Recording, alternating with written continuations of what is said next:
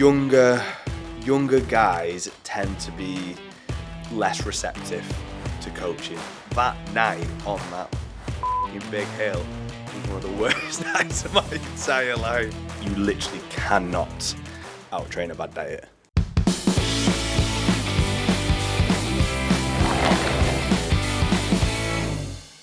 Josh, it's been a long time. It has been a long time. It has.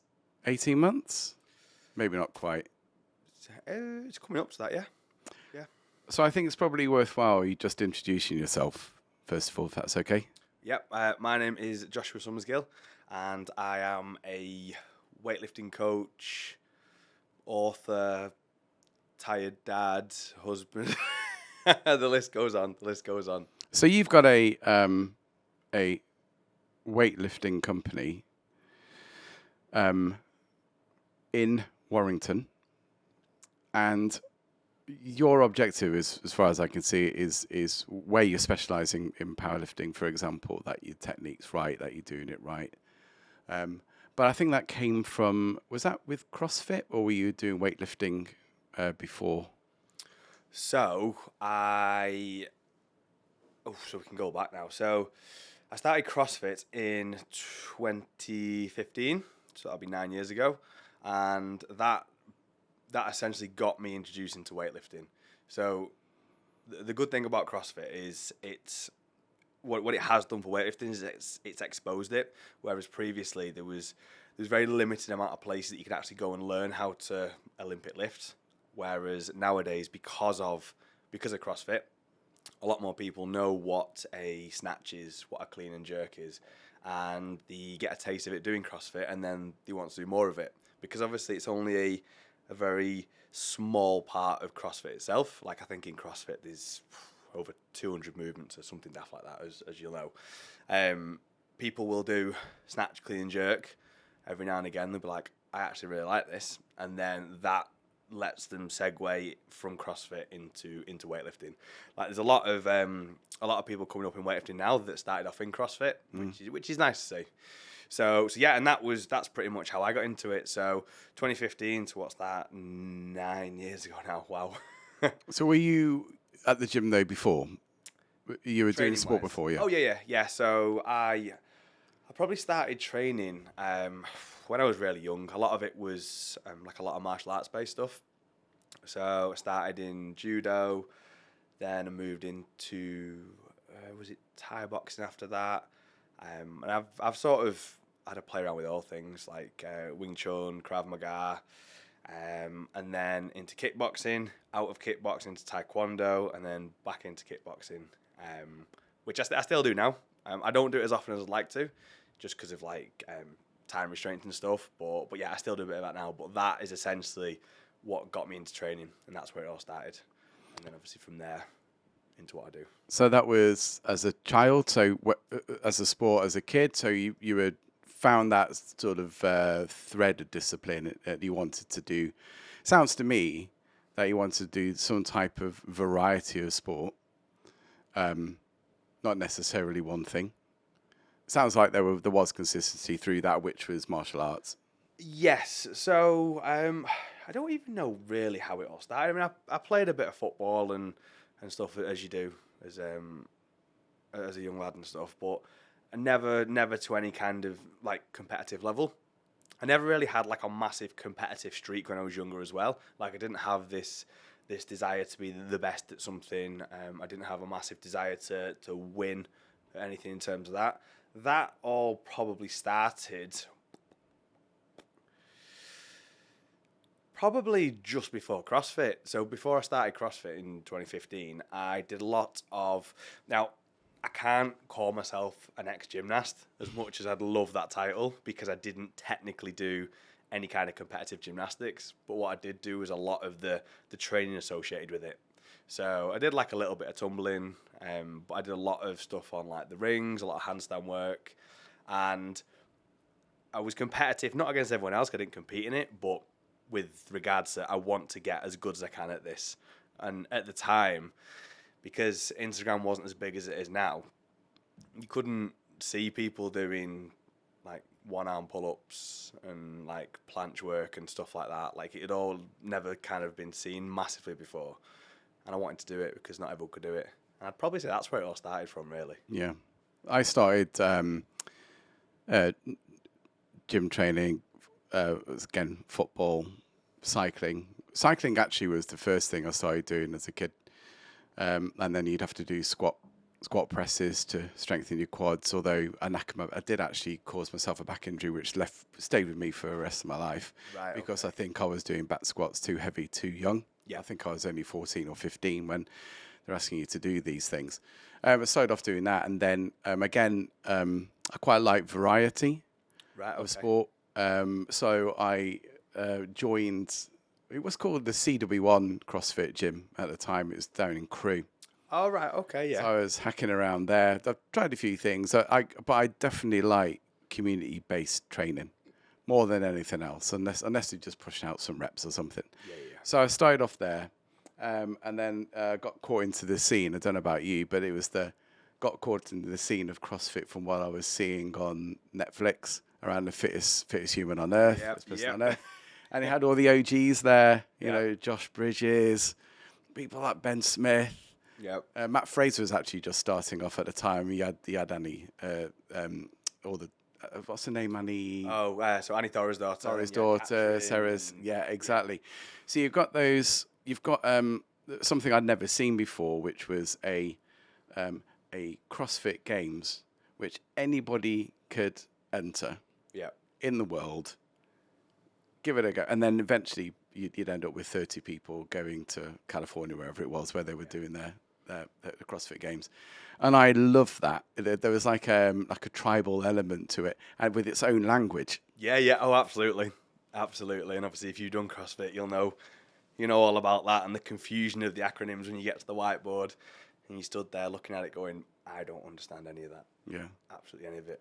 The great thing was though about going down to the box. So a gym at CrossFit is called a box. Yeah.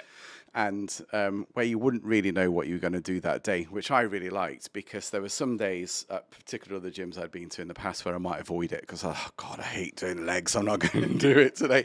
And if I knew that was going to be on the board, you kind of come, oh, actually, I've got to go and wash the car or something. Yeah, because you can definitely cherry pick, can't you? So it's good that it forces you to do that kind of thing. Yeah. It's just touching on what you've just said then, though, about the whole community side of things. Like, it's something more recently that I've noticed with regards to that. So I've gone from training in a gym with people all the time. Might have only been like 2, 3, 4 of us, but I was always training with people. Now, I'm more than capable of training on my own, but I never realised how different and how much better it actually is with people until now, because I train on my own a lot. And when, like, I love my gym now. Obviously, it's quite small. I do a lot of one-to-one stuff there, as you know. But I train there on my own quite a lot, and it is so difficult.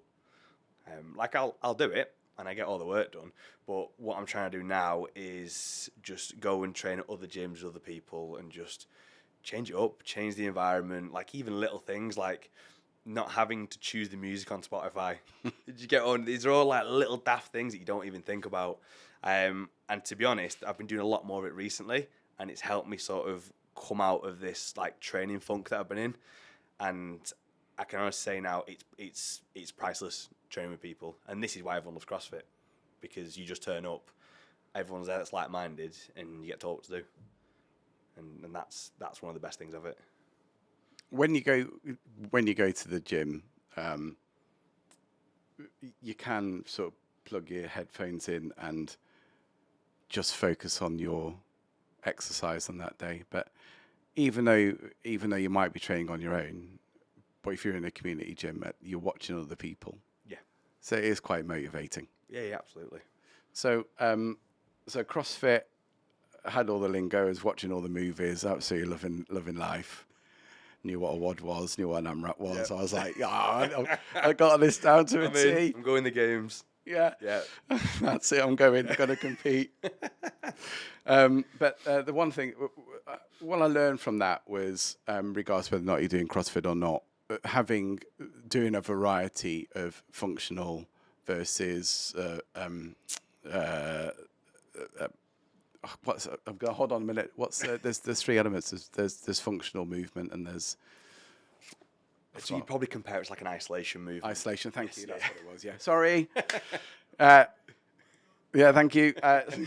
So we've got functional movement, isolation movements, but the thing as well was the gymnastic element to it, which I found quite interesting. So you get in a lot of movement out of your session anyway. You might be doing a ball to wall set of reps, and then next minute you're doing toes to bar. Yes. Then you might be doing some thrusters. Yeah. And that just brought this variety on, and of course you've got a great sweat on. But the box was really motivating. People are encouraging you. Yeah. The problem I had with it was when I moved up here, I couldn't find a box, and then I found the box that you were at. So you had the Ago CrossFit gym. Yes, the Agogi, yeah. That's the one we opened in 2016. So we opened that in 2016, and I was there up until, was it 2020? 2021 maybe? Something like that, won't it? Yeah, about 5 years I think. And it was a good box again, good community. Yeah. But that's where we met. So for the listener, that's where I met you. And what struck me about it was you had a slightly different tuition, I would say, when you got things. So you explained things really well. But what you also encouraged was do the movement right, because I think what you recognised even with CrossFit is that if your posture is wrong, your shoulders are forward, you're trying to do an Olympic press with 40 kilograms or even 60 kilograms or something, you're probably going to hurt yourself. Yeah, and I think it's interesting with CrossFit because I think since it started, I can't remember the date, it might have been 2008 or whenever, I think it might have even been longer ago than that, but it's come a long way. It's still in its infancy in terms of a sport, but it's definitely come a long way, because I think at the start the big push was on like functional movement, high intensity, which is great because up until that point, like we said before, most people had never heard of a clean, which is essentially picking the bar up from the floor. And I think what it did was it had like a big shift, and it took people away from the isolation stuff, so the more sort of like bodybuilding based stuff, and it got people moving. And what it did as well was it exposed how immobile people can be from day to day life. So if you, for example, if you're tight through your hips because you sit down all day, if you're tight through your shoulders because you work at a computer, for example, if you go to the gym and all you're doing is like cable work or bicep curls, like you're never going to expose them issues.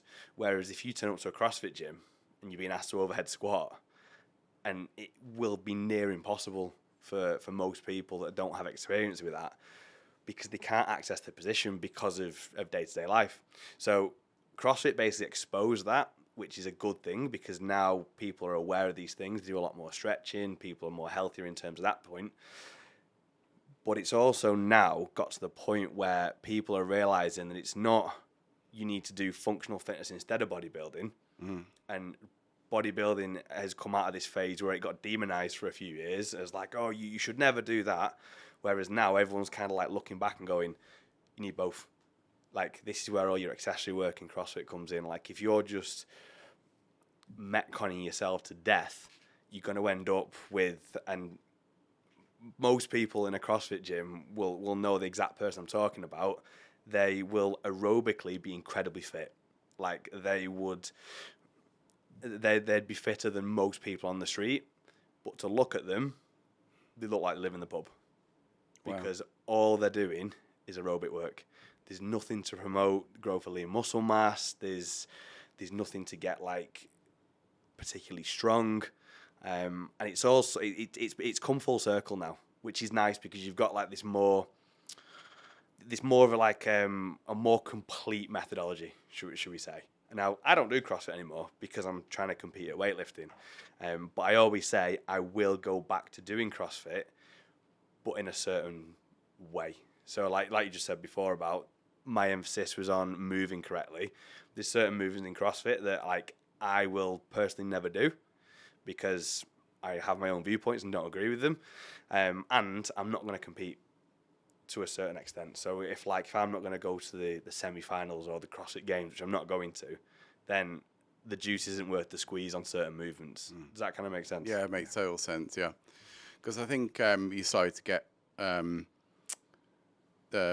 probably witness shoulder issues, for example, or bicep issues, or lower back issues, for example. Yeah. You're starting to see that quite early on. Yeah.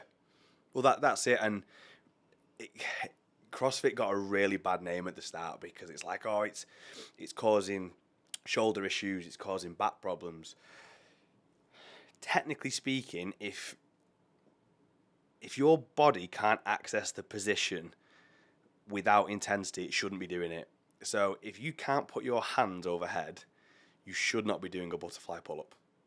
Because if you can't access this position like under control, then you've got absolutely no business being really violent and ballistic in it, because that's then what's going to cause the injury. So it's the whole like certain CrossFit movements would arguably cause certain people shoulder problems because their shoulders are not in the state yet to deal with that kind of load. And this is where moving correctly early on comes in.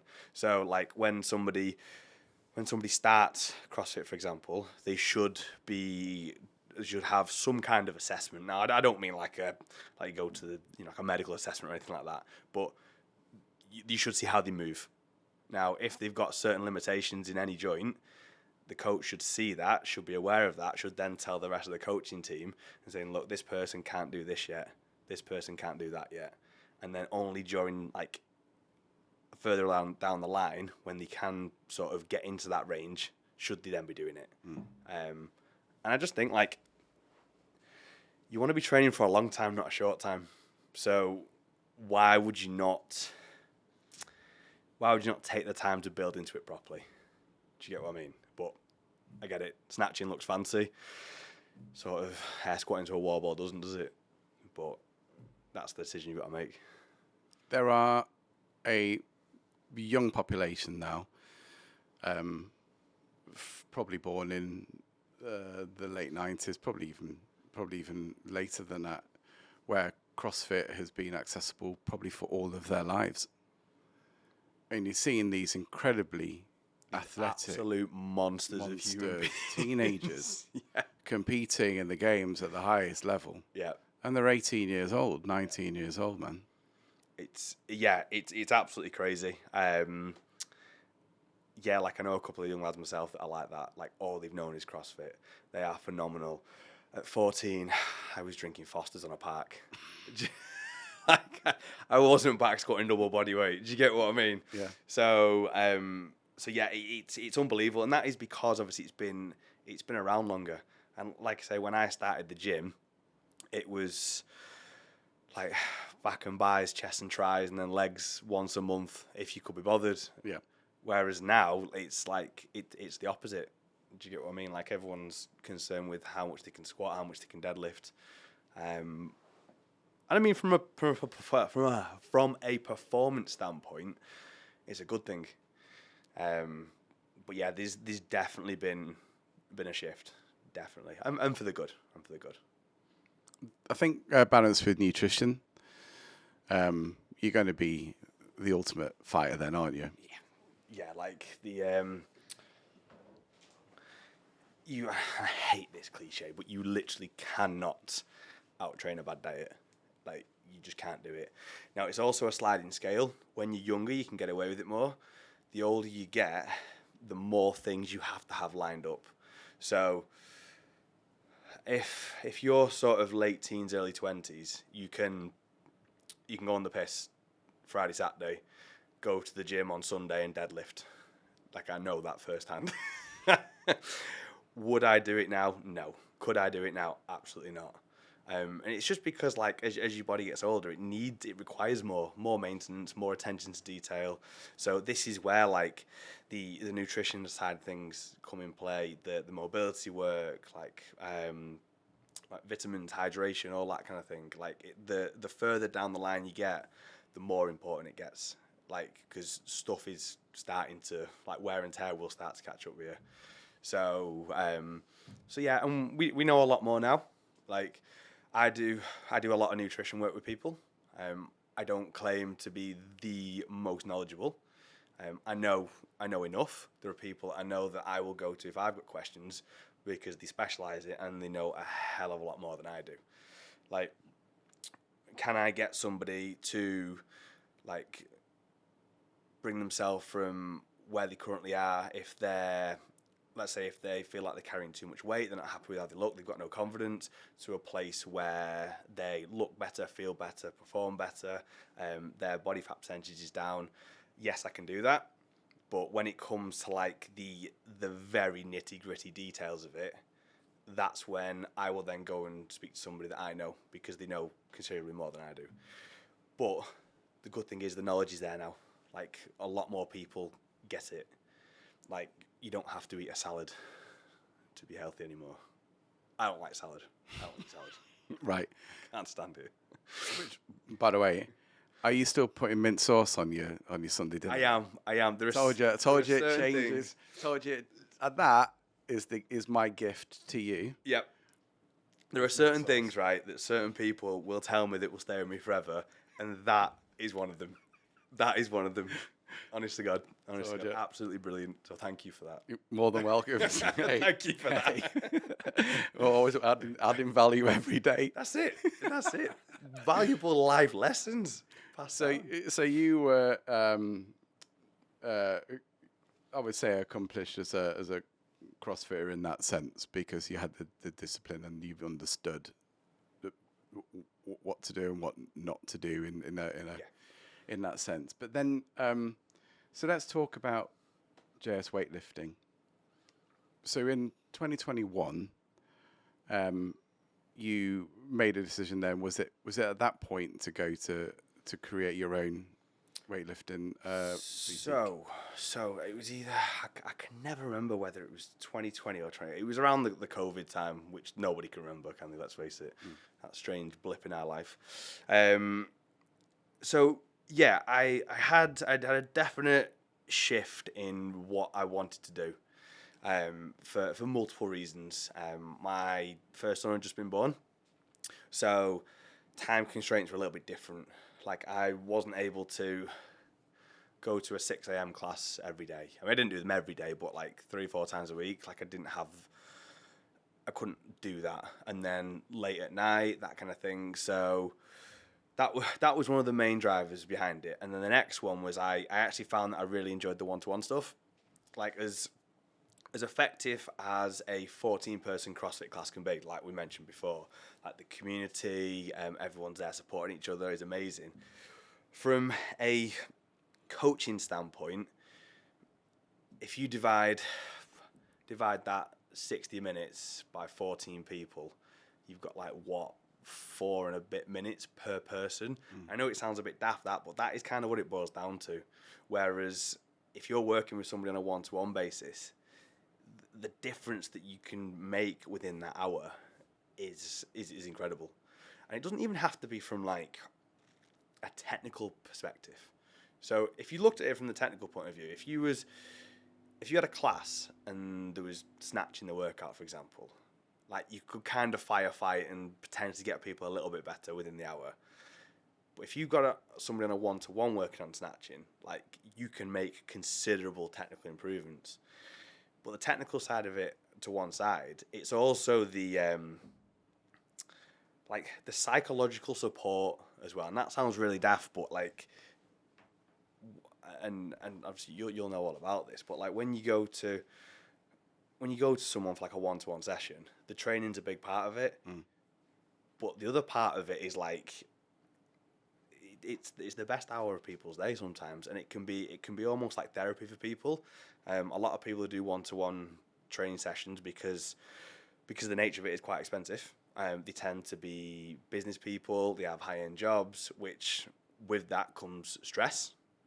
And they tend to find that within that hour of training, yes, you do get a lot done from a training point of view, but it's just nice to unplug for an hour, turn your phone off, not be minded about business decisions and blah, blah, blah. And it can be priceless for people, that. And I actually find that really rewarding. And there's a big difference between that and the class side of things. So because of that, I decided that I think I want to pursue the one-to-one stuff a little bit more. So basically sold out of my old gym to my ex-business partner, and then opened my new gym, which is like considerably smaller. It was like maybe 3 times smaller, is it? It's about 200 square feet, isn't it? Probably not quite that. What is it now? I think it's about 5. Is it 500 Yeah, now? it's not massive, but it's got like quite a nice feel to it, hasn't it? It's done up nice. I really like how it is, and yeah. So basically, from a coaching standpoint and what I actually wanted to do, that's the shift I wanted to make. But in terms of the other side of things, like, because a lot of the one-to-one work I do isn't actually weightlifting.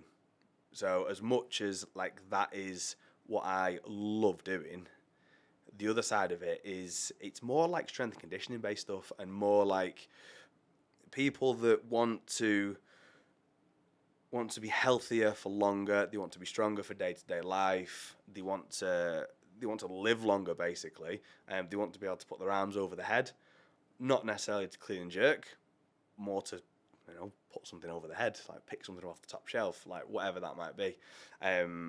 Complement their sport.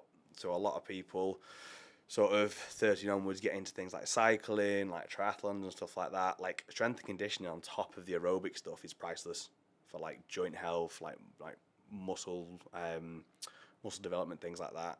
So a lot of what I do is actually that. But from the other side of it, which is the weightlifting side of things, I love coaching weightlifting because it's a big part of my life, and I love what I've got from it, and I think people can get so much out of it. Like, it's hard. Like, it's going from CrossFit to weightlifting is really hard, because in CrossFit you get this variety every day. In weightlifting, you snatch, you clean and jerk. The great thing about weightlifting is it's you against that metal plate, and that is it. And we'll talk about your book, Moving the Needle, in a bit, but that was something that came through that. Is that you're fighting. There's a mental aspect to it, of course, and you might think that you're on top of the game. There's a particular chapter in there where you were smashing your PBs, but there was a day where you thought, I'm going to get this, and you didn't get it. So in the end, it's you against the plate. And the other thing I thought about your gym, because I became aware of your gym, obviously I knew who you were, over Instagram, and you had like the wooden slat background. Yeah. You've got the rig. Yeah. You've got you blowing some sort of friggin' 17 plate weight, popping your veins like that. I was like, wow, Josh, right, I need to go train with him. And but what the difference is, if I can articulate it properly, is that the body is so much more capable than you think it is. And I'll give you an example. When I was doing I think it was a back squat. I can't remember which one it was now, with the bars over my shoulders here, I think it was, or I had them in front. And I thought I could only lift like 20 kilograms or something without hurting myself. Yeah. And by the time we were down the road, it wasn't that long. It was 5-6 times. Yeah. More than that. Yeah. Right, because actually I was more capable than I was. So therefore my progression was a lot faster, I guess. But it was injury free. Yeah, which is the important bit, and it can be really overlooked that sort of to get from a starting point to like, I don't know, top end success, whatever you want to call it, like that takes a long time. And in something like weightlifting, it's a funny one. Like if you've been competing in weightlifting for 10 years or more, you're proficient. But along that road, you've also dealt with a lot of injuries, like because you're pushing your body so much, and like injuries happen. Like they can happen just for any reason, out of nowhere. You can be absolutely fine, and all of a sudden, bang. You can catch a lift funny. Once you get past the age of 30, you just wake up with random sore pains, which sucks. Which I'm sure everyone keeps telling me gets even worse as you keep going. But yeah, and like you've just got to, like, I always remember this quote that I'm gonna totally do this no justice now. Jack Oliver, an ex-Team GB weightlifter, once said, to be good at weightlifting, you just have to be prepared to put up with more injuries than anybody else. And I talk about that with people all the time. And a variation of that I like to say to people is, to be good at it, you have to be able to put up with more shit than anybody else. Yeah. Because it's not just the injuries, it's because of how measurable it is. So, like, a really, really good example of this is, like, most people train to pour back into the cup. So you've got this, like, hypothetical cup at the start of the day that's full of your energy, and it's poured out in family, business, whatever it is. At the end of the day, your cup's empty, you're fucked. And then you go to sleep, get up, and rinse and repeat. Now, there are certain things you can do in the day to top that cup back up, and one of them is to basically go to the gym. So, like, you do a session, like, you see people, you get an endorphin hit, you feel good, and then you're ready to, like, go and attack the world again. Now, if you just do something recreationally, so let's say you go to a CrossFit box 3-4 times a week, and you just do it purely for, like, the health benefits, it does just that. It fills up your cup. Like, you go to the gym, let's say you've had a rough night's sleep, but the workout is 4 rounds of, I don't know, 1,000-meter row, 12 box step-ups, 9 pull-ups, whatever. You've probably never done that workout before. You've got nothing to measure it off, so you just go into it, do it, and then go, that was good. You take your endorphin hit, and then you go to work.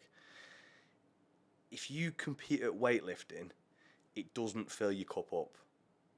It pours out of the cup because it's just another stressor. Because you go to the gym with a list of requirements, your program.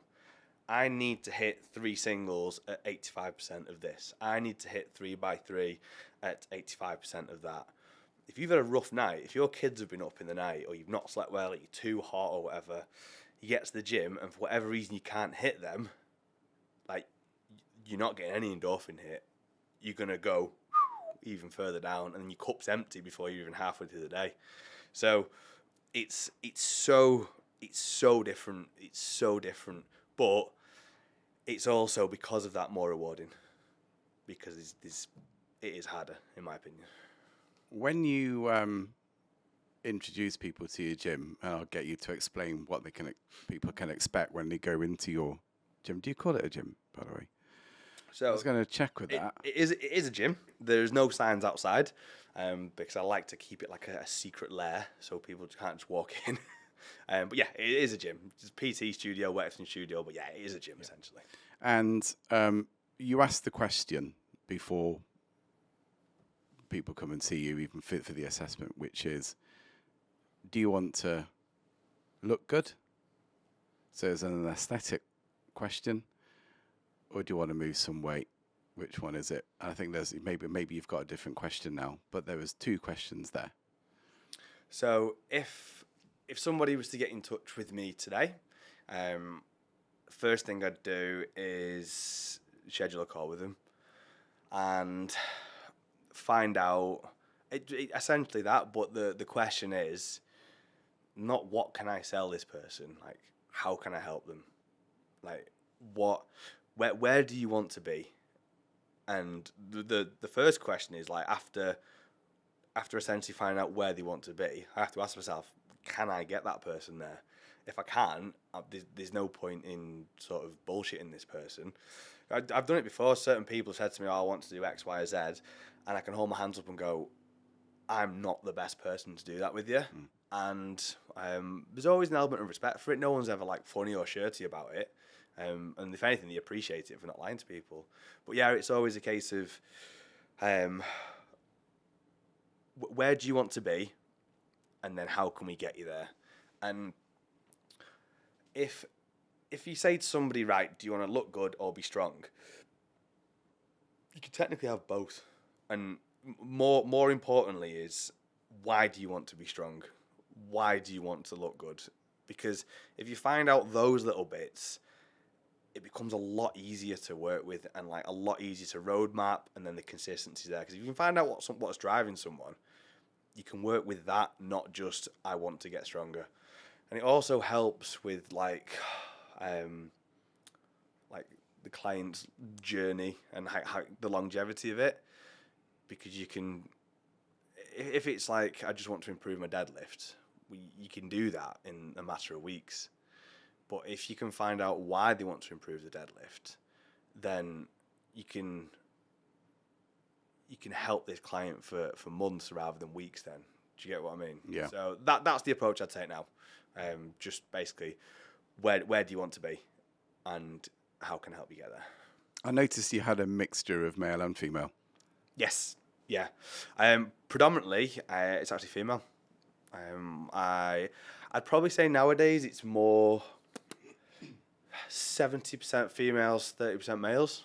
And it's not like I don't market things in a particular way. I don't like target a particular demographic.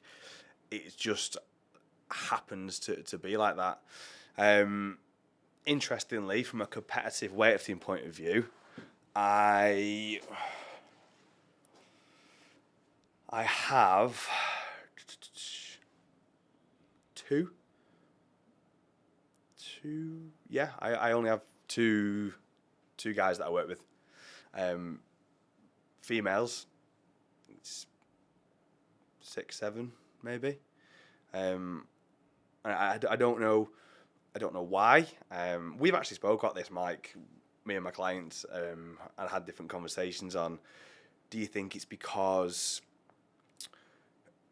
younger guys tend to be less receptive to coaching than, like, it's a smaller population. Do you get what I mean? I feel that, like, for a lot of guys to be coached, they need to be convinced that you know what you're talking about a lot more. Now, that's not like, not to say that the women don't, but that's basically what it feels like. Do you get what I mean? Yeah. Like, and from my point of view, my coach, like, I go to my coach. Trav's coached me since the beginning, pretty much. He was next Commonwealth Championships lifter. Like, he's snatched more than I've ever clean and jerked. Do you get what I mean? Like, he's proven. Like, he knows his stuff, and for me, that's enough. The rest of it that he does is priceless. Do you get what I mean? He's an incredible coach. But the initial sort of selling point was, he's been there, he's done that, and I like to think of myself as quite a coachable person. And I was like, I want you to coach me. So that's what I did. But I do think it's very easy for especially younger guys as well, because they've got more of an ego, to just go, nah, like, you know, what do you know, kind of thing. Whereas if you can be coachable, like I say this to everyone, like, if you want to get somewhere in terms of like the strength or performance world, just be coachable. Even in a CrossFit environment, like if you're in a class full of 14 people, right? And I will honestly say this, I would do this now. If I went to a CrossFit gym for a random session because I wanted to mix it up a little bit, and I'm in a class and let's say the coach is quite young, recently qualified. If we're snatching with a PVC pipe, okay, in 2 rows, and they come up to me and give me a technical cue, I will turn around and go, okay, cool, perfect, and I'll try and do it and go, is that better, and then just work with this person, because no matter who you are, you're not better like than anybody trying to give you a pointer. Do you get what I mean? Yeah. And just having that willingness to be coached and learn, I think, is absolutely priceless. So have you seen any nasties on your time? So people trying to lift something they can't lift, or Oh God, yeah. Oh my God, popping knees. loads. So not really seen that many in either of the 2 gyms that I've had, because as much as you just want to sort of sit and watch it unfold, it's your gym. Do you get what I mean? Like, you don't really want to see people get hurt, but there's what I can be guilty of with people, right? If someone says to me, I can do that, and I know full well they can't do that. Even as long as I know they're not going to hurt themselves, I'll be like, go on then. And just watch it unfold. And I'm not going to, like, you know, get somebody to get, like, pinned under a back squat they definitely can't do if they don't know how to bail it safely or that kind of thing. But yeah, I'm more than happy to let people sort of find out and go, right, okay. And this is how you do it properly now. One of my clients yesterday, we was just doing some hang power cleans, and she built up to 75, and then she said, I reckon if I can do 80, I could do 5 reps touch and go. I was like, no, you can't. She went, yeah, I can. I said, go on then, show me. And she put it on, she fucking did it. You didn't put any money on it, did you? No, she did it. I was like, you dickhead. Yeah. It was brilliant. Honestly, it was fantastic to watch, but just to prove a point, and it was good to watch. But no, in terms of, like, I'm trying to think. I've seen people, like, save snatches by running the length of the gym, hurdling assault bikes. People fall off the rig. I've never seen anything that's sort of, like, bad. There's obviously lots of instances. You don't have to go on Instagram to see it, but yeah, like, if it's gonna be someone's gonna get hurt, I will, as the coach, intervene. But yeah. So when you're training people, I think your philosophy is that you're not pumping out rep after rep after rep. That's the one thing I know. So that was when I went to your place, it was an entirely different experience. And the reason for it was because we do a warm-up first of all. So the journey through the gym was we do a warm-up first of all, get yourself going, get a little bit warm, that's fine. But the next thing that you would do was spend probably 20 minutes doing some functional movement, just doing some stretching, getting the area which you're going to be training working. Yeah, so, and it's very sort of client specific, that as well. So, like, if somebody has tightness or restriction around a certain joint, like, you want to make sure that they're able to use it in the right way before just dumping weight on. Like, if somebody's got, like, a hip problem, you don't just want to go, right, barbell out, let's get on your back, let's start back squatting. Like, you want to see if, like, can motion be lotion? Can you get that hip moving properly, pain free, like, and looking something like it should do before we get into something, and like that alone is beneficial. Like, you could argue that I should write things on the board differently, because, like you said, the first bit you'll be on the bike for 3 minutes, or just to get things moving, and then the next bit's called the warm up, because that is, in theory, what it's doing. But when you call something a warm-up, you just go, it's just standing there doing some high knees, like some butt flicks or whatever you call it. Do you get what I mean? Like all footballing style warm-ups. But like when you look at what it actually is, it's specific mobility work. Like, it is just as important as the stuff that follows. But because it's labelled as a warm-up, it can just be something, I've just got to get through that to get to the good bit that has the barbell. When for some people, if you had to pick between part A, which is the back squat, and, I don't know, the warm-up, which is the mobility work, some people would be better without the back squat and just doing more mobility work. Yeah, and it's really important. Like, I'm a big believer that for health, because there's a big difference between top-end performance and health. For health, you should be moving as well as possible for as long as possible. Once you can do something without the weight, then you can add the weight. It's not entirely true for top end performance. So once you move away from the warm up, and again it's on the board what you're going to do. You've got a rig, and we'll probably go and get the barbell. Yeah. Go and stick it on the rig. You'll say stick on some weights, Mark. Yeah, and then I'm going to show you how to do it properly. That wasn't properly, Mark. Do it again. Right? Oh yeah. But they'll say, but what you did, Josh, was indoctrinate the same rhythm. It wasn't, we didn't do it once and then the next week we did it differently. It was stand at the rig, take 2 steps forward, get your traps underneath it, raise 2 steps back, breathe, set. So I think it was set the hips, I think it was. Take 1 squat. Yeah. Push up, let's count and back to the rig again. But that was the same. That was the same week in, week out. But regardless of whatever exercise we're doing, but that's that was the big difference. And by remembering that discipline to set my body every time, I was able to do, not only did the exercise properly, but you did see gains every single week.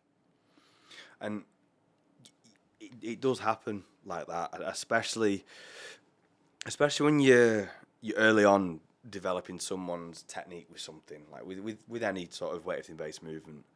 Like just getting you to follow that same pattern and making sure you're bracing properly, making sure you're set before anything happens. Like it always comes back to keeping you safer and making sure you can train again the following week. The only way you're going to get from A to B is with consistency.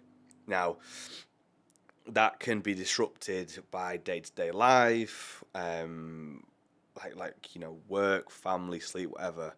One of the main disruptors can be an injury. Now, the one thing that we can mitigate is getting injured by making sure we do as much early on properly. So as like you just said, the way you remove the bar from the rig should be the same all the time. And like you say, once you do something week in, week out, it becomes ingrained. You don't have to think about it then. Like it becomes how you take it out of the rig. Same thing with something like a deadlift. Like when you learn how to pick something up properly, like how to brace correctly, you're not going to pull your back like picking up a bag of shopping. Or now I'm not saying that like to pick something up off the floor you should set up like you're going to do a 1 rep max deadlift, because it is not the case. Like we don't move in these perfect positions in day-to-day life, but it's going to help. Yeah. Like, you're able to at least create some kind of stability around your midline that's going to help you not pull you back doing something arbitrary like walking up the stairs. The funny thing was that when I was training with you, every week we would be improving the weight. You also noticed, to be fair, Mark, you're definitely not doing that deadlift properly. And then my shoulders might have been hunched forward a little bit, and you had a wooden stick which you put across to say, look, that's the kind of the posture that you need. And if I couldn't make that, perhaps my hamstrings were still stiff at the time, then you'd sort of elevate that weight probably onto the set of weights on the floor, which just made that journey a little bit easier. And I think we concentrated on 4 or 5 exercises, didn't we? Week in, week out, each session. And so what I wanted to say was that people are very keen to be well defined, I would say. But I can tell you that we never did 1 bicep curl, 1 tricep push. We never did targeted lat raises. Didn't do any of those things. Yeah. And yet, quite quickly with the nutrition we were on, started developing traps, lats were there. I was like, but we haven't even done any of that. But it was you're getting that whole body workout all the time. Yeah. So the main one to look at is how much time you've got to work with. So if you had unlimited time, unlimited fuel, nutrition, like unlimited recovery capabilities, you could do like double sessions. The morning you could do your strength work, the evening you could do your bodybuilding work or whatever, right? And if you used to do that, you would get absolutely everything. But we don't all live in that world where we can train 14 times a week. Most people can train 3 if they're lucky. So you have to prioritize and go bang for your buck. What are you going to get more out of? You are going to get, all in all, more out of a back squat than a bicep curl. Unless your goal is specifically to get bigger biceps. But that's not true for most people. Do you get what I mean? Because they want to get stronger or whatever. But they came anyway, though. Yes, because you're picking the weight up off the absolutely. Things that and that's what we were saying before about the sort of whole body versus like the isolation kind of thing. Like you will still develop these muscle groups, because if you pull, squat, press, like just because you are not doing like a movement in isolation doesn't mean the muscle's not working. Like just because you're not doing a single arm tricep pull down, it doesn't mean that they're not working when the bar's going overhead. Like you can't extend your arm without your tricep firing, because its job is to extend the arm. You're just you're not aware that you're using it, but it's not the sole focus. You're not just stood there at the cables going, yes. Do you get what I mean? Like you're using it while you're pressing overhead. So yeah, it is basically about prioritizing what bang for your buck, what can you get the most out of, and normally that is deadlifts, presses, squat variations we were doing, and obviously coupled with nutrition and proper fueling, that's why your body kind of responds how it does. Yeah, and you noticed, we talked about the CrossFit before, didn't we? But you noticed my elbows weren't coming up high enough, for example. And it was tricky. I was tight. Yeah. So again, if I was trying to do that in the gym myself, I would probably hurt myself in the end, or hurt my shoulders or something. And that's it. Or my wrist, because I wasn't doing it properly. Yeah, and that goes back to what we were saying before about accessing positions. So like when you start CrossFit, you can't overhead squat. I remember when I actually started and I tried to front rack a barbell. So rather than it obviously being here, I had hold of it and I couldn't get it further than that. And one of the guys, I still speak to him now, I like old Matt Heaton. He was coaching at the time, and he said to me, "It will get better." And I was like, "You're lying." There is no way my elbows are coming up here, and now obviously they do. Yeah. But yeah, it's just because I'd done like a lot of training, tightening the muscles up, but not in that position. I'd never been in that position before because I'd never had to. So yeah, and it's a similar thing obviously with yourself. Yeah. So the thread through there, you're making your weight, giving it a go. This is what this podcast is all about. People like you who are passionate about something, dedicated, discipline, but ultimately, you're fighting against the tide. Running a business is tricky, isn't it? It's 24 hours a day. But in between that, and obviously having a young family, you also wrote this book called Moving the Needle, which is here, and we'll stick it in the in the links as well, called Moving the Needle. I got this off Amazon, I think.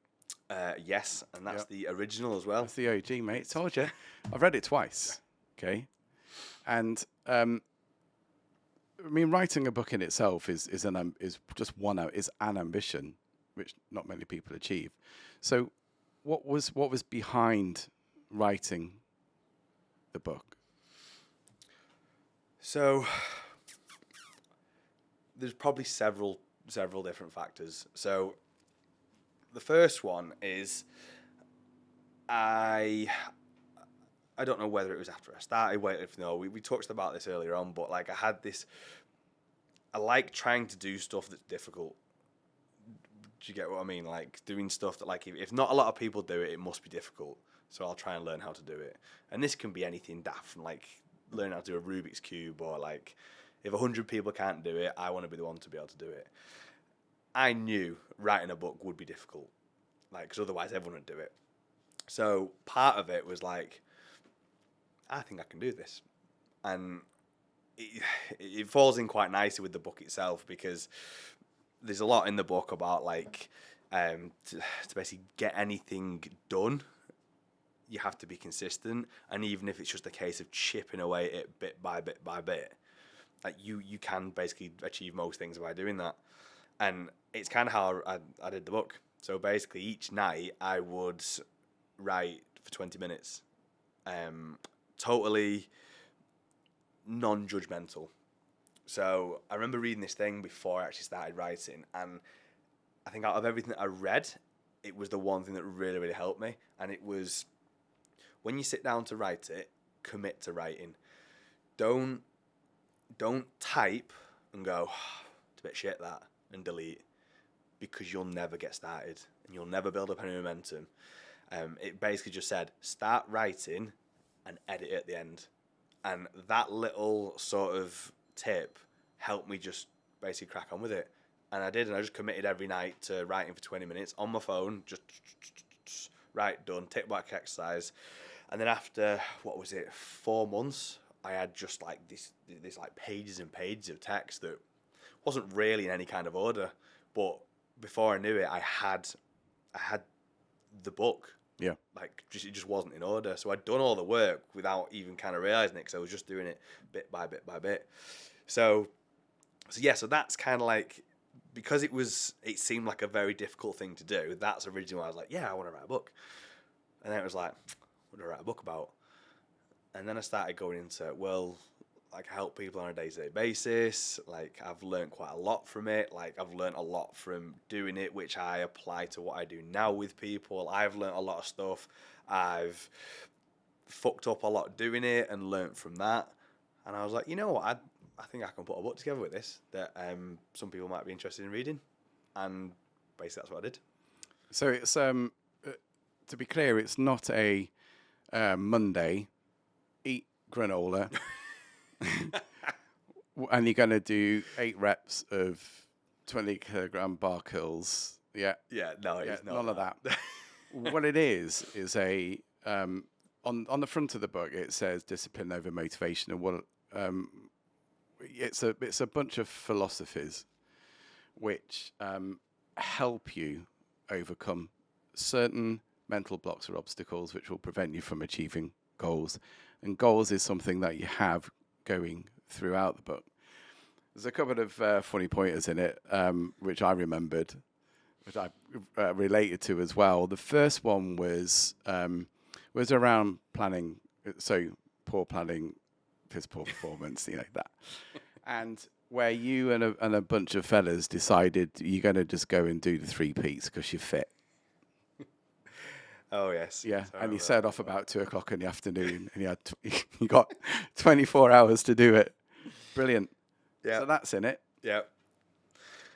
Yeah, that's that was just like, when you look back on stuff and go, I wouldn't change a thing. Like, I would not change a thing. It was the whole bit before it. Like, we had it planned out. Like, we knew exactly what we was going to do, and it'd have been fine. But it's like, obviously it says in there, like, we got to Scotland. We was like, right, we're just going to go for some food. We're going to get an early night, get up, and then just obviously get after it. And then we didn't, because we started drinking. And then the next thing, it's 2:00 in the morning, and we're rolling round on the cobbles in, like, Fort William or whatever it is. We got back into the room where it was just bunks everywhere. And I think we woke up at, like, I don't know, 7:30 or something. Like, stale as hell. And it was just a case of, no, this isn't going to happen. And obviously we sucked it up and cracked on with it. But yeah, like, knowing what I know now, just in terms of, like, even from a training aspect and a feeling aspect, like, fucking idiots. Like, Yeah. I did it in a set of Metcons. I didn't even have hiking boots. Well, you're piss wet through. Yeah, soaking wet. And dramatic or not, that night on that fucking big hill was one of the worst nights of my entire life. Like, hobbling down that never-ending staircase. That was Ben Nevis, wasn't it? That. No, Ben Nevis was all right. Was it when you got to Scar? Was it Scarfell? Was that the one? Scarfell, yeah. And it was pitch black. We couldn't see anything. And it's just the best thing of it is, right, is nowadays everybody's doing unbelievable things. Do you get what I mean? Like, you don't have to go Instagram and some idiots, like, climbing up Everest on crutches or whatever. Whereas this isn't that big of a task or challenge, right? So it sounds really dramatic, but honest to God, on that mountain coming down, I was like, this is hell. This is how, and I can't even tell you how many steps down it was, but just going sideways like a fucking crab, just going 1, 2, 1, 2, and everyone's disappearing off, and there's just Rach behind me, and I was like, yeah, it was awful. Needless to say, you didn't quite make the challenge, did you? No, we wrapped Called after it a 2. day. Yeah, and we do always, like, because I don't see a lot of that group anymore because it's from the old gym. Like, a really good group. I think there's about 8 or 9 of us. And I always say I'd love to get everyone back together and do it properly. It might happen in the future, it might not. But I learned a lot from that. Yeah, absolutely. There's a theme running through this, by the way. So you also, I think it was a Saturday morning. I think you might have been tapping your fingers, not sure what was going on, but then you said, I'm just going to go and run a marathon that day. Oh, yes. Yeah, I remember that one. Bit Forrest Gumpy. You put your coffee down in the morning, did a stretch. Yeah, I just started running. Started running. What? Oh, God. Yeah, that one. Again, you know what, right? So You need to articulate what happened. So Yeah. this is a Saturday morning, I think it is. So, see, I don't even know. Was it a Saturday? I can't even remember. It was before we had kids. I know that, right? So it was at least 3.5 years ago, maybe even 4.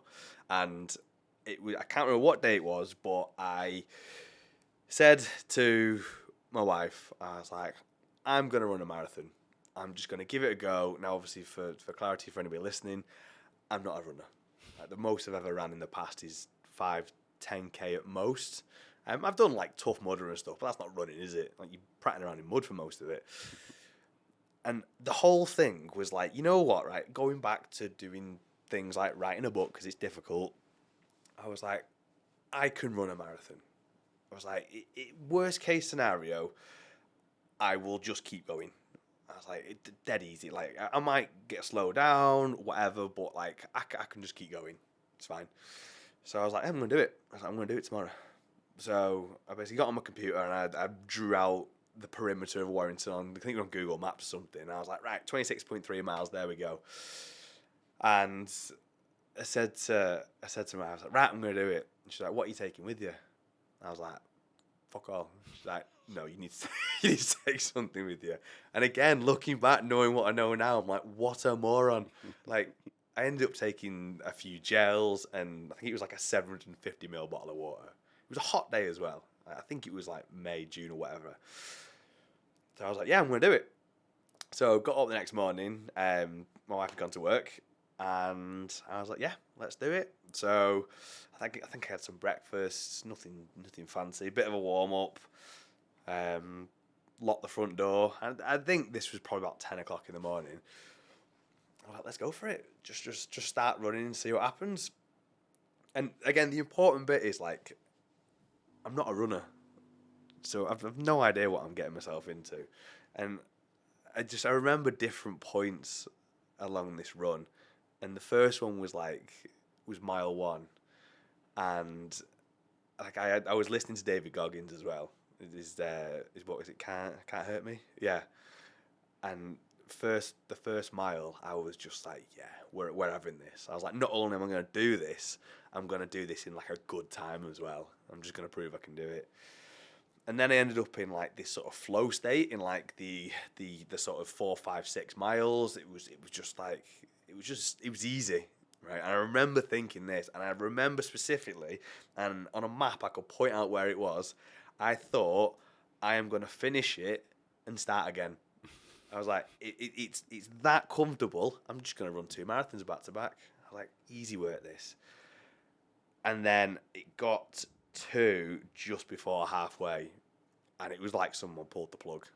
I had just hit a brick wall, and I managed to get to halfway. I couldn't run anymore because my hip flexors and adductors were cramping up so much because I hadn't eaten enough carbs because I'm an idiot. And I basically had to walk for the 13 miles afterwards all the way home. You also thought you'd done the mileage, but you hadn't taken into consideration, was it your street or something? That You was a mile short. That was the gods, right, punishing me for being stupid. So I'd mapped it all out, and I'd planned it so that the run finished.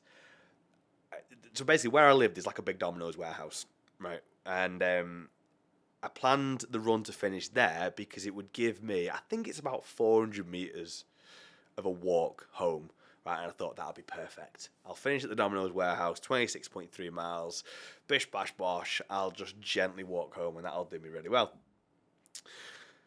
So I'm obviously walking this back 13 miles, and it's just pure misery again. I might as well be back on that mountain at this point.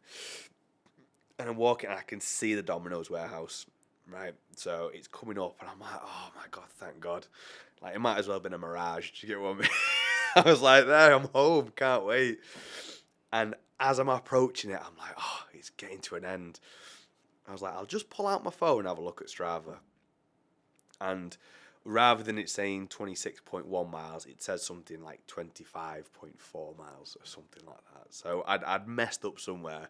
But the point is, it wasn't finishing where I wanted it to finish.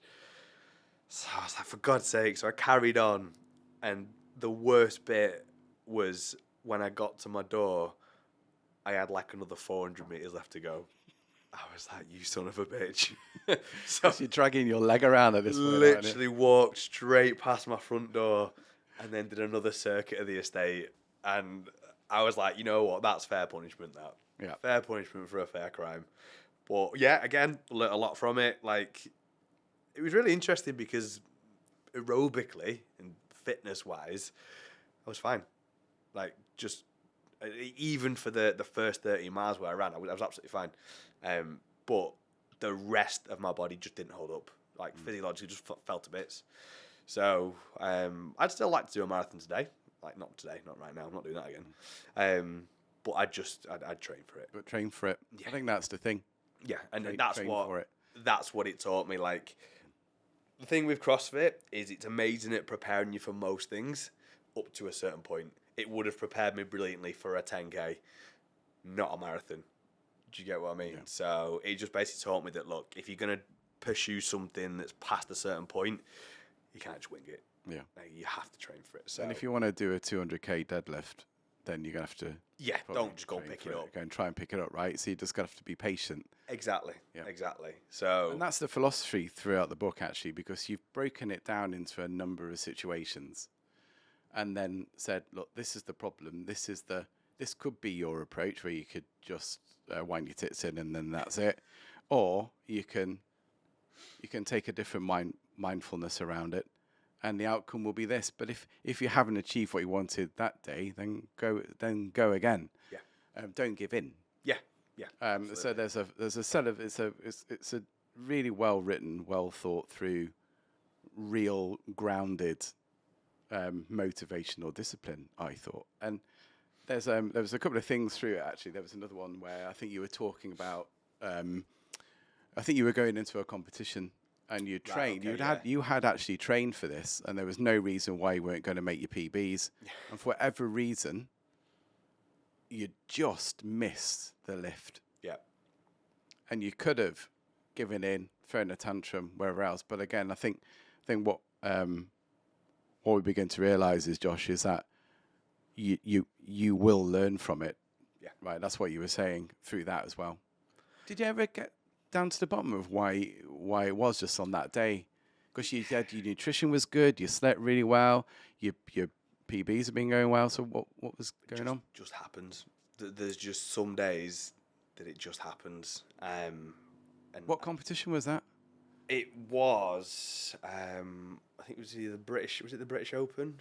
Or it might have been the British Champs. I can't remember. Yeah, I think it was the Champs. But since then,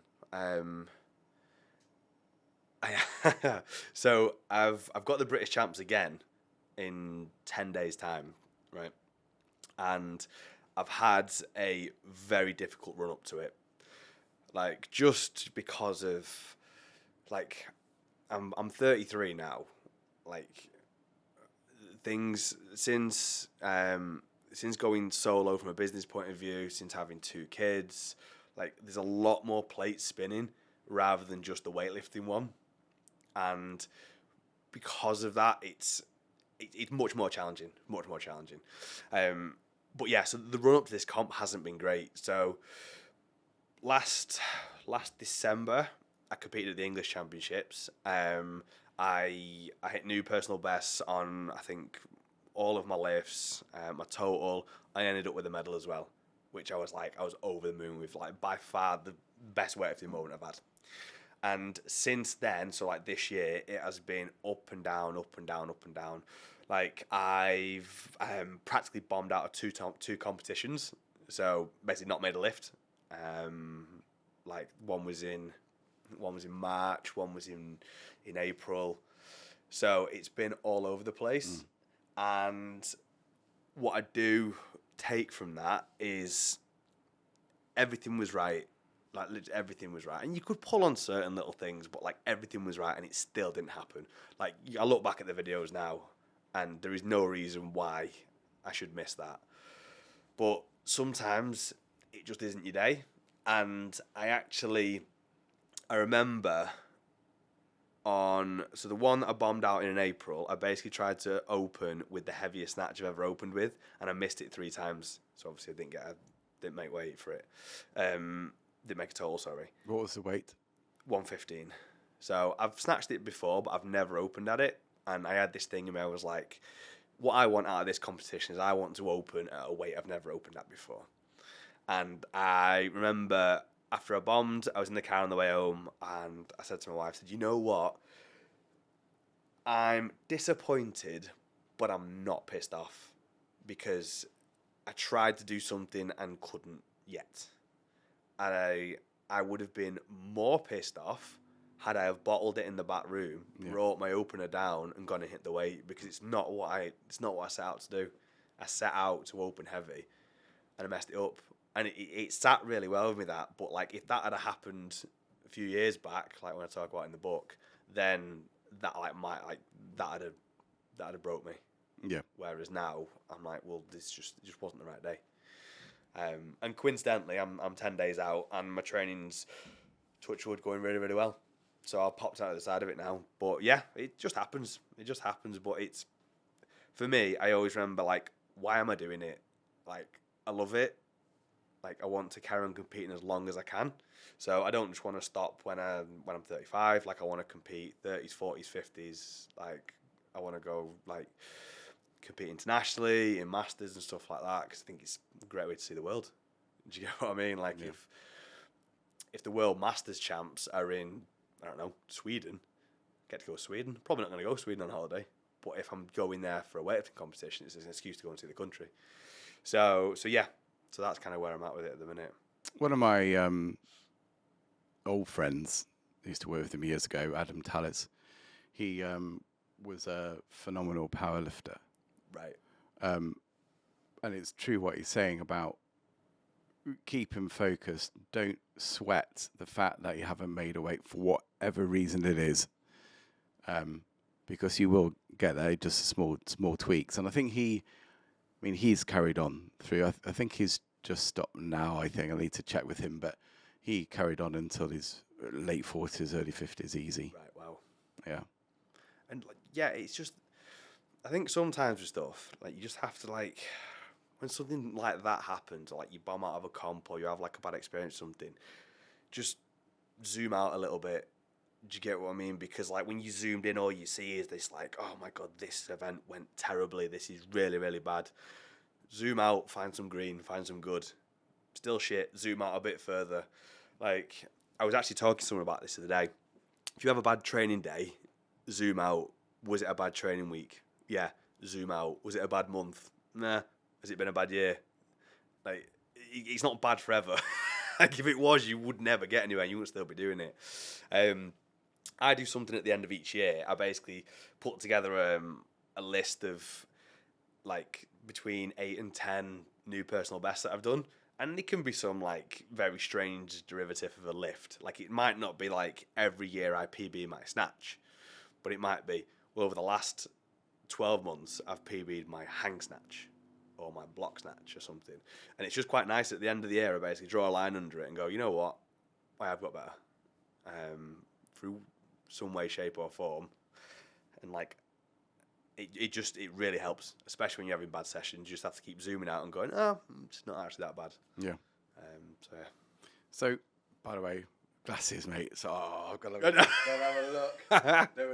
There was a couple of quotes just out of the book though, which again go go through the theme of this, which was lions don't concern themselves with the opinions of sheep, and that's towards the end of the book there.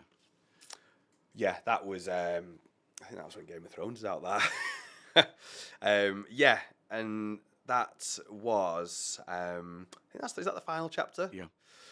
Yeah, and most of that is just sort of like, just cut out the noise and let everyone else do what they want to do. Like, what someone else does most of the time doesn't directly affect you. Certainly, what someone thinks. It's actually in weightlifting, it can be very applicable as well, because like it's you that has to pick that weight up, right? Now, unlike a lot of sports, like if you're boxing or MMA or whatever, like you're fighting the dude in front of you, like he can physically impact and change the result of the competition, right? Now, in theory, in weightlifting, if you hit what you need to hit, regardless of what everyone else does, you can do your job. It's something that I try and do when I go to compete. Like I'm also like, so when I go to the Brits in 10 days time, I won't medal, right? Like I'm not good enough to medal. Like I think I'm seeded 8th or something like that. Like if I do medal, it will be because everyone else has bombed out and are a nightmare, right? I'm good with that as well. Like I'm not going with the intention to medal. I'm going because I want to enjoy the experience. I want to hopefully hit a new PB total, and that's all on me. Like what the other lifters are doing is totally on them. So if I go into that warm up area and I start like looking what everyone else is doing, like getting intimidated because fucking hell, he looks sharp today, or wow, like he's moving fast. So just let them do what they're gonna do, and then as long as you basically focus on what you're doing, you're golden. And that's what I try and do, and I find it really, really helps. And I don't get distracted with other people. It means that I can be a lot more relaxed, which means as a result I lift better. And like the book says, you apply that to anything. Do you know what I mean? Just let people have their opinions. Make a difference to you, does it? Yeah, just do it. So yeah, there's the phrase, isn't there? The dream breakers, and because people with their own limitations will put that onto somebody else. Yes, massively, and they're everywhere as well. They're everywhere. The other one as well is like when you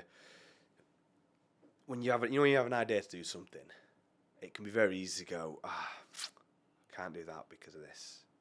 Like you look for reasons why you can't do it. Like, why not look why you can do it? Do you get what I mean? I just think like it's little daft things like that, but like that could be how it starts. As soon as you start building momentum with something, positive or negative, it's going to lead to the result, isn't it? Yeah. So if you have these people saying, I won't bother doing that, you can't do that, it's already been done, whatever, then that is going to spiral and build momentum in a bad way, which is just as hard to stop as when it's going the other way. So, yeah, they exist, horrible people. Taking that time out at the gym or doing whatever, just move. Martina. Yes. So Martina was all about just move, just do something. You'll feel a lot better for it. There was one other quote, but what I don't want to do is give away everything in the book because it's a great read, honestly. And one of the other one was put your phone away. Yeah. That's sort of halfway through. That one is like, especially now, like it's just getting worse. Like it really is. Like I can have moments where I'm on Instagram thumbing through and like I've almost convinced myself that my brain is hurting. Like it's like, get off. Like you're achieving nothing from it. Especially with like reels now. Like obviously you spend a little bit more time watching certain things, so it knows what you like and want to watch, and then it just fills you full of these reels that's like, at first you can be just flicking through Instagram laughing at reels, right? You think, oh, this is quite funny, like it's not bad for me, I'm just laughing. But it's the whole like flick 15-second video, ha ha ha, next, and it's just battering you all the time. And it's so easy to get distracted and like take away from anything that you're doing, like especially in the gym. Like the good thing again with a CrossFit class or any class, to be fair, you're not on your phone. like you're not on your phone and you're having that time away from it. Something that somebody that a coach actually said to me the other day, which is quite a good quote. I don't know where he heard it, but he said something along the lines of, he heard this guy say, "Well, of course I'm distracted by my phone. There's everything on it. Like, literally, we have the internet. Every single thing is on your phone. Of course you're going to be distracted by it. But that doesn't forgive it." Do you get what I mean? Like, There's a real opportunity to be present. Yeah. And I think when you're at the gym, perhaps you might be looking at your phone. I don't know. I'm not sure why you would do that. But you aren't concentrating. No. So you probably could make more progress just by concentrating on the rep, doing minutes count, go and do another set of reps, doing minutes count. Don't look at your phone in the middle, because you've probably been on it for 3 minutes or 4 minutes before you realise what's going on, right? So you have to be present when you want to do something properly. Yeah. Be that even with the family. Well, that's what I took from this as well, was you weren't necessarily just talking about the bloke sat on the squat rack bench with his elbow on his knee, flicking his phone for 10 minutes. Although that was, you were painting that picture. It was about that. If you want to do something well, you remove the distraction. You do yourself a favour for half an hour. Yeah. Even if you're training for half an hour, be present for half an hour. Yeah. And you'll be amazed at what you can accomplish. Yeah. It's like, just allow yourself to just think. It's just when you got your phone, just input, and then if you run a business, for example, or whatever, that will be getting battered all the time. And is that your phone? So it shouldn't be. I've got a new watch, right, and it's connected, so I'm very sorry. Oh, that's actually quite funny what we were talking about. I know, right?